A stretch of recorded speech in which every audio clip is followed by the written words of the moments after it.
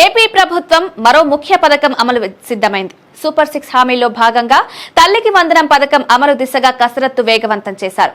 Budget లో ఈ పథకం కోసం నిధులు కేటాయించారు.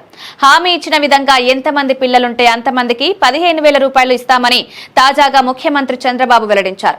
అదే సమయంలో ఈ పథకం అమలుకు సంబంధించి మార్గదర్శకాలు లబ్ధిదారుల ఎంపికల్లో కీలకం కానున్నాయి. మే నెలలో ఈ పథకం నిధులు జమ చేయాలని నిర్ణయించారు.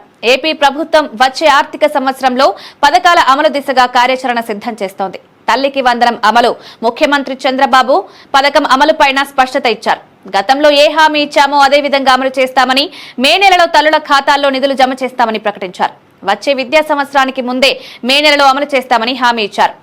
అసెంబ్లీలో ప్రభుత్వం 2025-26 వార్షిక బడ్జెట్ ను ప్రవేశపెట్టింది. ఈ మేరకు బడ్జెట్ లో తల్లికి వందనం పథకం అమలు కోసం నిధులు కేటాయించారు.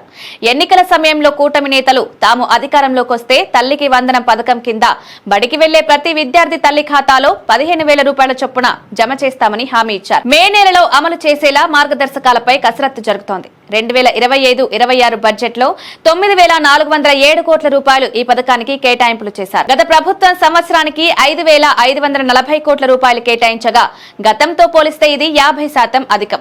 2024-25 విద్యా సంవత్సరంలో రాష్ట్రంలో దాదాపు 81 లక్షల మంది విద్యార్థులు చదువుతున్నారు. ఇందులో ప్రాథమికంగా 69.16 లక్షల మంది ఈ పథకానికి అర్హులుగా విద్యాశాఖ తేల్చినట్లు సమాచారం. ఈ సమయంలో విద్యార్థులకు 75% హాజరు నిబంధన కొనసాగనుంది. 2025-26 బడ్జెట్ లో ఈ పథకానికి నిధులు కేటాయింపులో ఈ పథకం అమలు కానుంది. గతంలో వైసీపీ ప్రభుత్వం నిర్దేశించిన మార్గదర్శకాలను సమీక్షిస్తున్నారు. ఆదాయ పన్ను చెల్లింపుదారులు, తెల్ల రేషన్ కార్డు లేని వారికి, 300 యూనిట్ల విద్యుత్ వినియోగించేవారిని, కారు కలిగిన ఉన్నవారిని, అర్బన్ ప్రాంతంలో 1000 చదరపు అడుగులు కలిగి ఉన్న వారికి పథకం అందడం లేదు. ఇప్పుడు కొత్త నిబంధనలు అధికారికంగా ఖరారు చేయాల్సి ఉంది. విద్యుత్ వినియోగం, కారు ఉండడం వంటి నిబంధనలను గతంలో వ్యతిరేకించిన కూటమి నేతలు ఇప్పుడు మినహాయింపు ఇస్తారా లేక కొనసాగిస్తారా అనేది స్పష్టత రావాల్సి ఉంది.